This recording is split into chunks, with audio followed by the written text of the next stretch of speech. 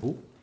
Je suis très heureux de vous présenter Antoine Garapon, qui est magistrat, docteur en droit, qui a été longtemps juge pour enfants, qui est secrétaire général de l'Institut des hautes études sur la justice, directeur de la revue Esprit, auteur de très nombreux essais, et tout particulièrement l'un des derniers, en 2010, Le gardien des promesses, le juge et la démocratie, aux éditions Odile Jacob, qui est au cœur des débats que nous aurons aujourd'hui.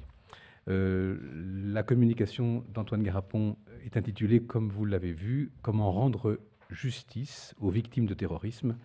Elle est au cœur de notre réflexion. Antoine, je te laisse la parole. Merci beaucoup. Comment c'est un très vaste sujet et merci pour cette invitation et cette provocation de penser en plus avec René Girard qui m'a énormément inspiré et sur laquelle je peux dire par certains côtés j'ai fait ma thèse sur le rituel judiciaire avec dans une main Durkheim et dans l'autre la violence et le sacré, et ça a vraiment été et je retiens de René Girard quelque chose qui ressurgit aujourd'hui finalement. La victime, qu'est-ce qui définit une victime?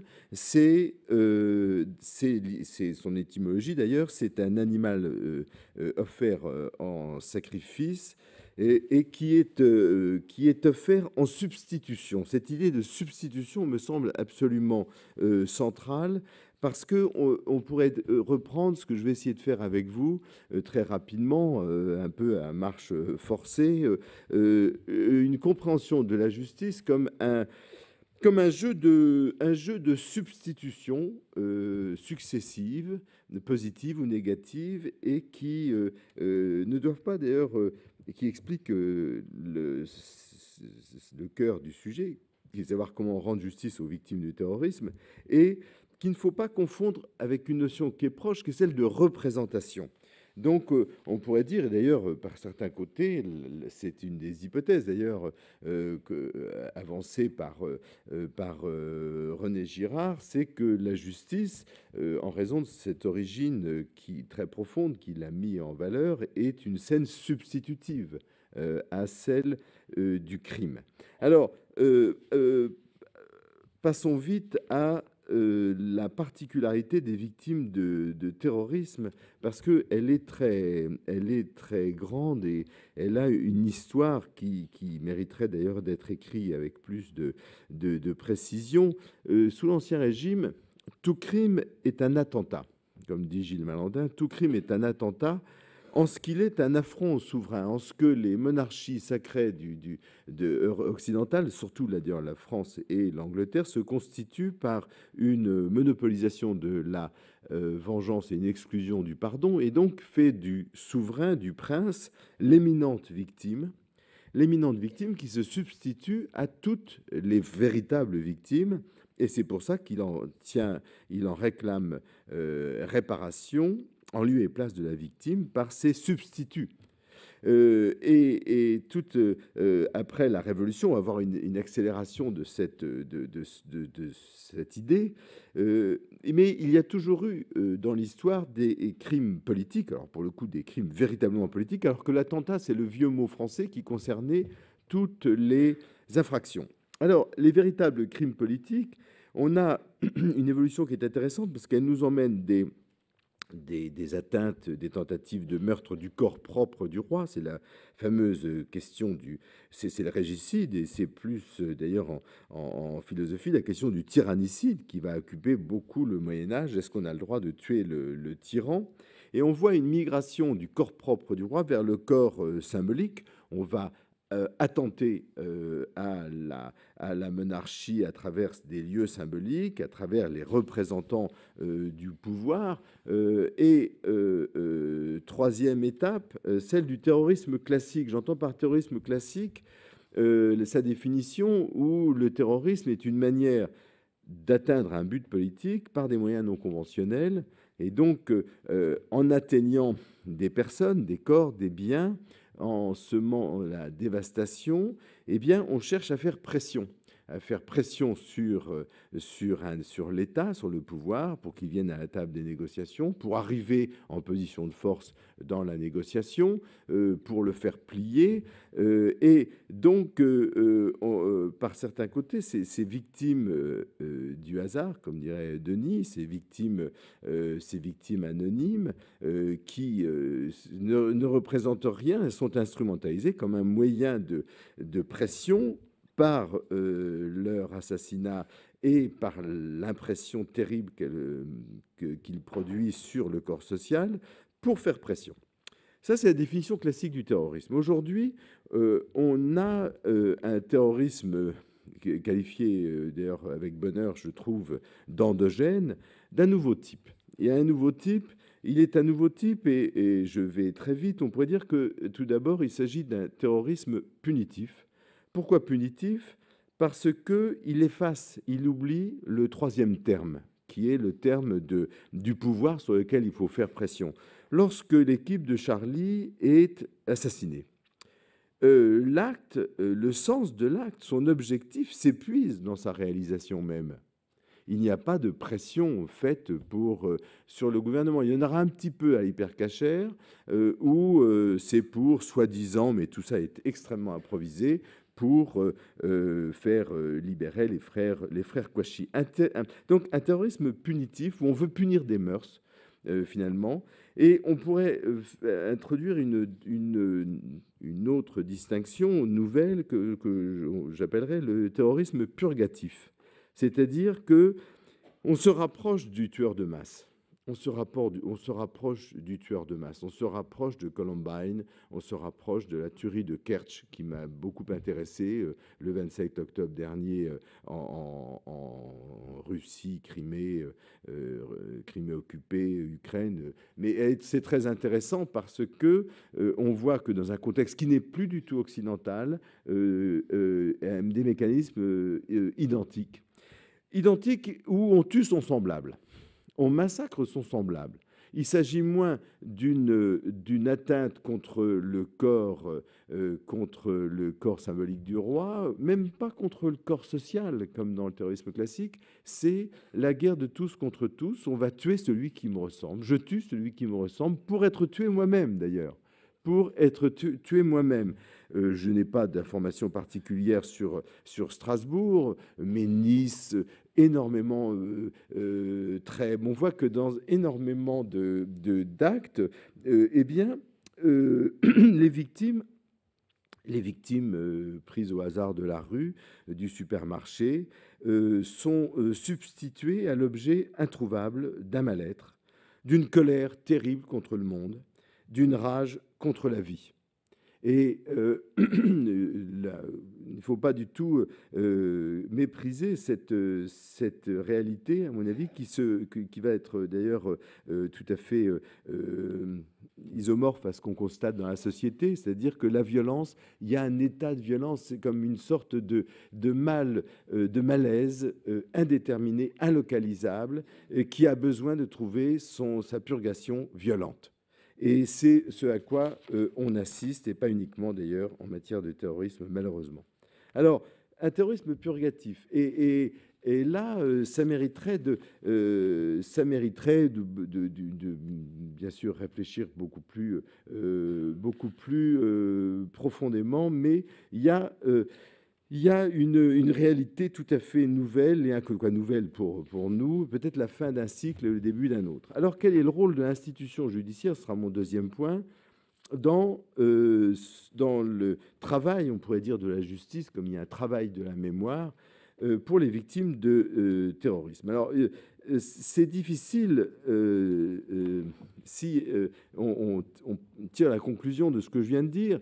On a un procès qui est toujours adapté au prince éminent de victime, et par certains côtés, le souverain cherche à revenir dans le jeu, si vous me passez l'expression, dans des attentats, dans des massacres, qui sont des massacres. Et catégorie oubliée, négligée, le massacre des innocents, qui est extrêmement vieille, c'est-à-dire tuer le maximum de personnes avant d'être tué pour sortir de la vie dans une explosion de sang. Et ça veut dire que la place de la victime, avec le sens nouveau qu'elle revêt d'être substituée, toujours une victime substitutive, mais qui n'est plus substitutive d'un État. On le voit à Strasbourg, les 5 victimes viennent de la terre entière. Il y a des Italiens, il y a un Afghan, il y a un garçon d'origine polonaise, il y a un touriste thaïlandais. C'est-à-dire que, voilà, c'est exactement d'ailleurs comme on le verra à Nice. Ce sont des citoyens du monde. On ne peut pas dire que on a voulu, comme dans l'attentat de Rennes, prendre un symbole particulier. Il y a un symbole, mais nous sommes devenus des sociétés qui ont profondément évolué.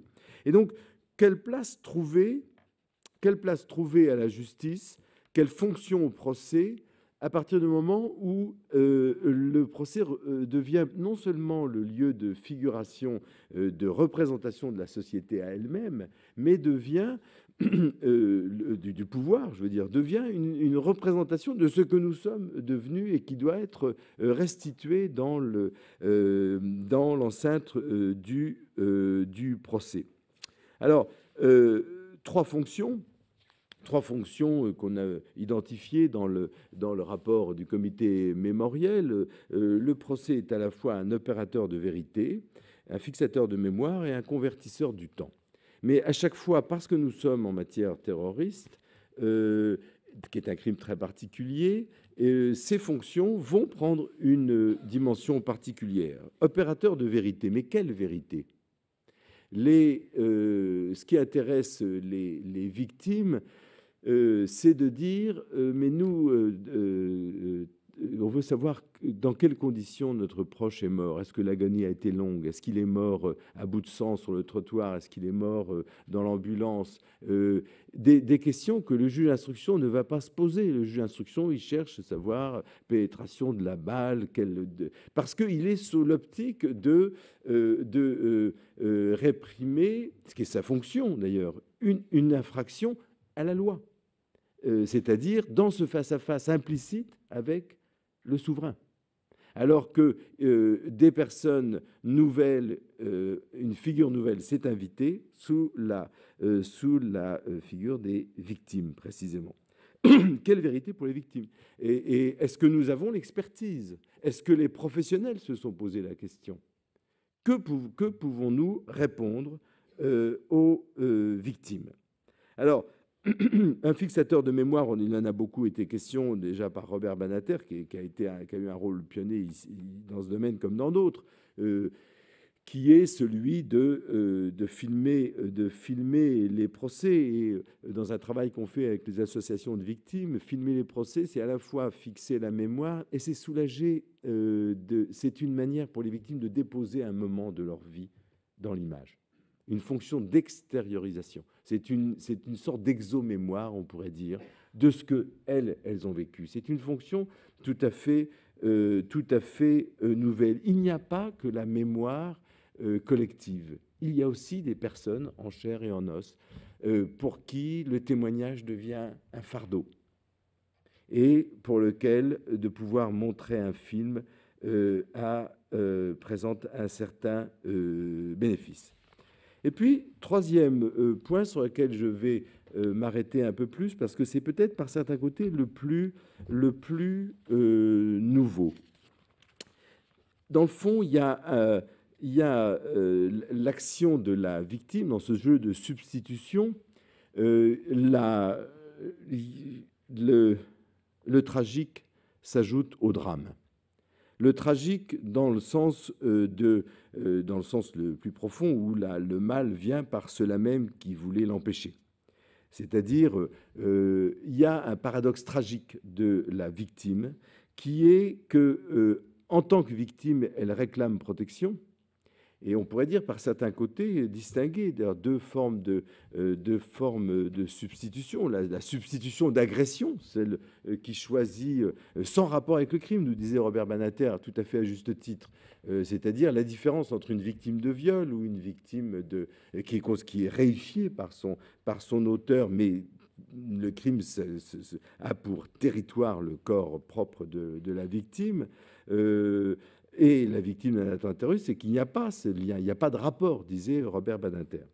Alors, il y a toujours une réification dans l'expérience de la victime, dans cette substitution d'agression, mais il y a également une possible réification involontaire, bien sûr, dans la substitution de protection. La victime devient un signe, on le voit tous les jours d'ailleurs dans le débat politique, où la victimité est devenue une ressource dans le discours politique, une source de légitimité. Et là aussi, Robert Badinter a eu des propos extrêmement fermes, j'observe. Ça veut dire qu'il y a un risque qui est évident et qui est inhérent à cette condition de victime. Eh bien, c'est le risque d'instrumentalisation politique. C'est une source de profit politique que d'être, parce que c'est aussi nos sociétés qui sont passées d'une fascination pour le corps en majesté du souverain et qui s'identifient plus au corps souffrant de la victime. Et d'ailleurs, notre culture, je dis ça entre parenthèses, notre culture, dans son fond chrétien, a une image, bien sûr, extrêmement puissante pour cette identification. C'est l'identification au Christ. Et si on regarde d'ailleurs, autre parenthèse dans la parenthèse, dans la symbolique du mal de Paul Ricoeur, qui est un livre immense et incroyablement profond et érudit, on voit à quel point la constitution même de l'idée de justice en Occident s'est faite par un jeu de substitution. La figure du jugement dernier, c'est l'argument de Ricoeur, la figure du jugement dernier en une sorte de récit du mal et de sa résolution, se fait par un jeu de substitution progressive. Et donc, tout cela est extrêmement... et tout ça appartient dans notre fond culturel. Alors, il y a un risque évident de légitimation d'une politique, d'une récupération, mais le mot récupération me semble là aussi, comment dirais-je, abusivement polémique, parce que, à juste titre, le souverain doit bien sûr protéger les corps. C'est aussi un objet, la victime est aussi un objet de compassion sociale. Et peut-être d'une fascination malsaine pour le mal, pour la souffrance, pour un mal qui ne nous est pas arrivé, mais qui est arrivé à l'autre. C'est aussi le moyen de ressources substantielles. Ça commence à être dénoncé par les associations, et notamment par Life for Paris, pour certains médecins, certains avocats, où il y a une rente de la victimité. La victimité est un moyen d'obtenir de la gloire, ou l'équivalent contemporain de la gloire, c'est-à-dire de l'apparition médiatique. De l'expertise improvisée, de l'analyse un peu incertaine. Et on voit que la victimité est également une source d'intérêt pour les thérapeutes, pour la réflexion psychiatrique. Et pour tout cela est normal. Je ne veux pas du tout polémiquer en disant que c'est un abus. Non, c'est consubstantiel à leur fonction, qu'on soit politique, médecin, journaliste, magistrat, avocat, etc., ou simple citoyen. Et c'est encore plus vrai d'ailleurs pour la victime de terrorisme. Il y a un objet particulier. Alors, la troisième phase, après mon troisième point de ce que je voulais vous dire ce matin, c'est une phase finalement plus inexplorée, et qui est très subtile. D'ailleurs, pour le livre de Denis Salas, c'est à mon avis une réflexion remarquable, et remarquable en ce qu'elle donne cette dimension poétique, cette dimension, comment dirais-je, sensible, esthétique, sans laquelle on ne peut pas penser ce sujet. Et on ne peut pas penser encore moins la partie dont je vais parler maintenant. C'est ce qui va se passer après l'intervention de la justice, lorsque le relais du travail des institutions doit être pris par les personnes elles-mêmes. Et je ne dis pas les victimes, parce que les victimes ont une dimension ontologique que je réprouve. Non, des personnes qui ont subi des préjudices extrêmes. Le travail doit être continué, il doit être continué par un double travail, on pourrait dire, celui des institutions dans le sens large et celui des victimes elles-mêmes. Une nouvelle attitude des institutions. Je parle d'attitude des institutions parce que, dans le fond, on disait, on critiquait à juste titre cette prétention d'une fonction thérapeutique du procès, le travail de deuil, reconstruire les victimes. Alors, il y a une double critique à ces expressions. D'une part, elles sont peut-être fausses, mais peut-être sont-elles également déplacées. Est-ce le rôle des institutions de reconstruire la victime? N'est-ce pas la déposséder d'un rôle qui lui revient en propre, qui lui revient exclusivement? Il y a, je ne parlerai pas d'oubli, comme contrairement à ce que Denis semblait dire, je ne parlerai pas d'oubli, je parlerai de silence. Silence, d'ailleurs, le silence est un sentiment qu'il faudrait approfondir. C'est le premier sentiment que suscite la victime ou la mise en présence de la souffrance. Devant une victime, on commence par se taire. Et je crois que cette attitude de silence doit se prolonger. C'est-à-dire qu'il y a un moment de dessaisissement de tous ceux qui veulent aider les victimes au risque de les réifier. Donc, je ne parle pas d'oubli, du silence entendu comme une attitude active, non pas comme une attitude qui montre notre incapacité à dire quoi que ce soit, mais plutôt une attitude de respect, hein, une renonciation volontaire, par définition, au désir de se substituer à l'autre. Toujours la substitution. Et c'est vrai aussi de la justice, dont le rôle doit non pas s'effacer, mais réserver plus d'importance aux victimes. Je pense, c'est peut-être une solution d'ailleurs à cette difficulté que rencontrent les juges, à quelle place donner à la victime. On ne veut pas demander à la victime, je pense en matière de viol, les associations qui réclament qu'on inverse la charge de la preuve. La dénonciation produirait une inversion de la preuve. C'est bien évidemment inacceptable pour un juriste. Et donc, le procès doit rester un procès, là encore, comme le disait Robert Badinter. Mais on voit, et d'ailleurs notre droit positif l'aménage de plus en plus, qu'on peut réserver un droit aux victimes différent dans l'application de la peine, dans l'information de là où se trouvent les gens. Le parent d'une victime me disait à quel point il avait été touché par le geste du ministre qui l'avait informé personnellement du décès en détention de la personne qui avait tué sa fille. Alors, demander l'accord des victimes, le consentement ou l'information, encore une fois. Et cette attitude est également vraie des associations.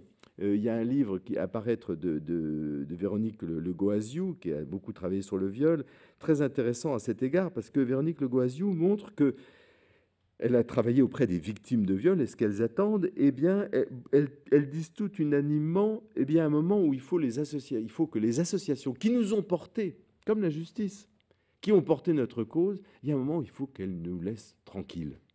Il y a un moment où il faut qu'elles cessent de se servir de notre destin funeste pour alimenter leur cause, qui est légitime et que nous partageons, pour que on puisse vivre notre vie à nous. Et d'ailleurs, les victimes de crimes contre l'humanité disent la même chose dans ce que dit un livre de Françoise Sironi, où elle dit, une victime dit « Mais moi, j'en ai marre de témoigner de la torture que j'ai subie pour Amnesty, c'est très bien, je suis tout à fait d'accord avec Amnesty, j'en ai marre. » Parce que je finis par surjouer, en quelque sorte, un rôle qui n'est pas le mien. Ma vie excède, et il y a, me semble-t-il, quelque chose de très profond là-dedans, ma vie excède la victimité la torture dont j'ai été victime.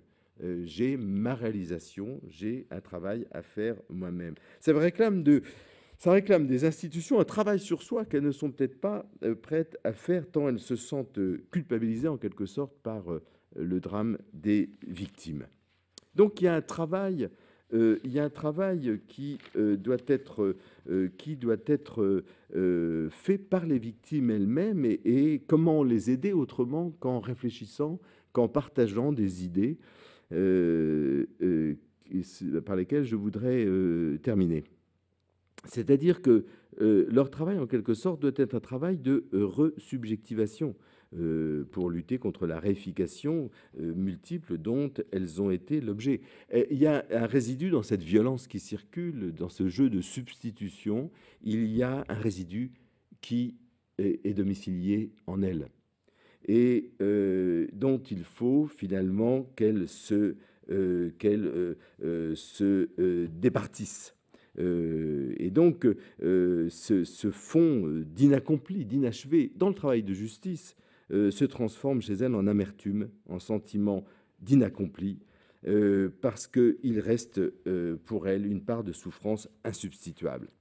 Alors, elle doit, finalement, la victime doit se réintégrer en elle-même, faire le chemin contraire de celui de la substitution.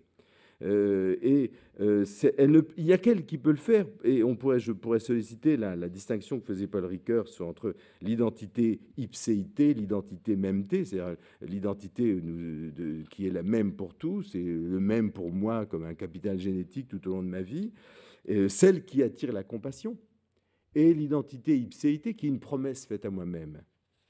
Et qui me définit. Et je pense à cette très belle citation d'Emmanuel Lévinas, lorsqu'il dit « La violence ne consiste pas tant à blesser et à anéantir qu'à interrompre la continuité des personnes, qu'à leur faire jouer des rôles où elles ne se retrouvent plus, à leur faire trahir non seulement des engagements, mais leur propre substance. » Et là réside le tragique de la victime qui doit, c'était merveilleusement dit d'ailleurs par Christine Angot, parce qu'elle dit, dans le fond, ce qui est difficile quand on est victime, c'est de rester soi-même et de ne pas aller au-delà de ce que on ne veut pas dire. Alors, 3 idées pour terminer, 3 pistes. L'idée de traverser. L'idée de traverser, vieille figure biblique, à commencer par la traversée de Noah, par la traversée du désert, par l'exil. S'il y a une des principales, Abraham, la Bible est l'histoire de traversées au pluriel. Une traversée faite à la fois d'acceptation et de résistance, d'une acceptation indispensable pour intégrer ce qui s'est passé dans son histoire, et une résistance en refusant sa saleté éthique. Cette alliance du consentement au monde et du refus, dirait Camus.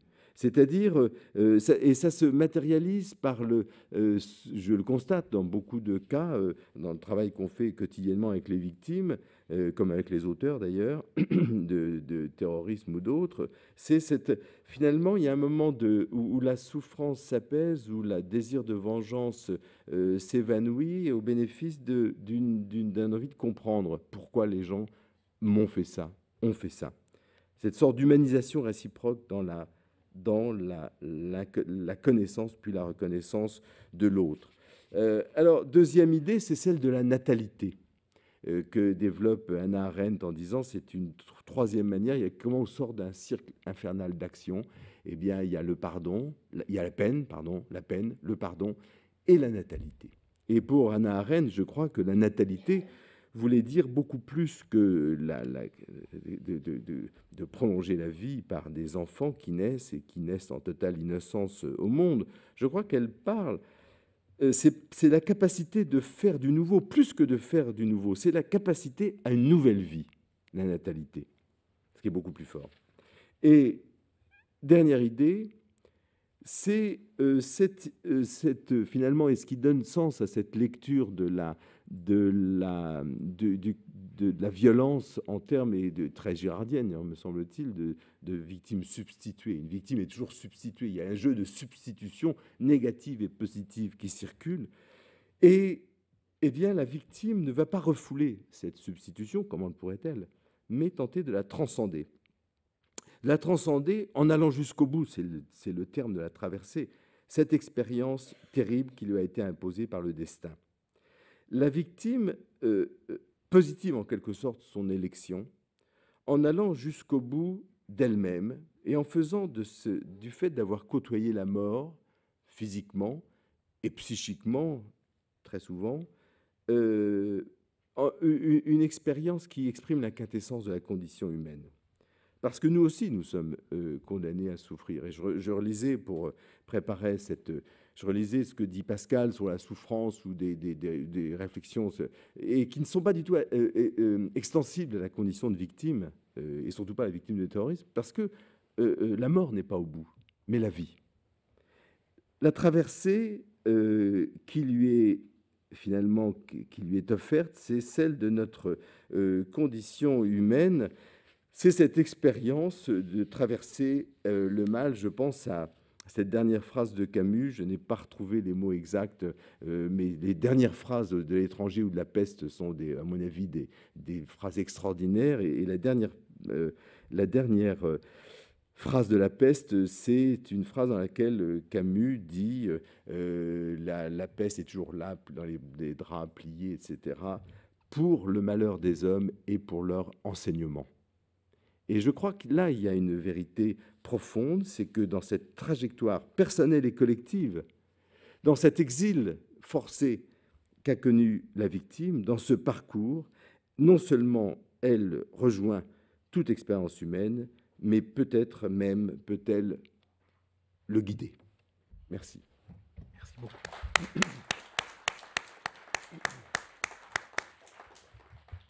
Merci beaucoup, cher Antoine, pour ton propos d'une rare densité. Tu passes admirablement de René Girard à Paul Ricoeur et Emmanuel Lévinas, en soulignant un double mouvement. D'abord un mouvement de désacralisation progressive de l'adversaire souverain, par le jeu de ces substitutions qui nous font passer du roi comme obstacle à la foule elle-même comme obstacle, c'est-à-dire à une lutte de tous contre tous, à une désymbolisation croissante. Et parallèlement à ce mouvement, tu mets au jour un mouvement de désacralisation aussi qui s'opère, comme un rebours de ce premier mouvement, désacralisation de l'auteur de l'attentat et de la victime de l'attentat, en revoyant ultimement au travail que, non pas cette victime, mais cette personne doit faire sur elle-même, cette personne toujours en excès sur le rôle qu'on veut lui faire jouer. Donc nous progressons vite, je trouve, dans ce travail de dévictimisation auquel nous invitait tout à l'heure Robert Badinter, qu'a contribué à approfondir Denis Salas, et que tu reprends à ton tour. Merci Antoine, reste là, ne bouge pas. Nous accueillons maintenant Monsieur François Molins, qui nous fait l'honneur de bien vouloir venir parler et témoigner à son tour du sujet qui est celui de notre journée.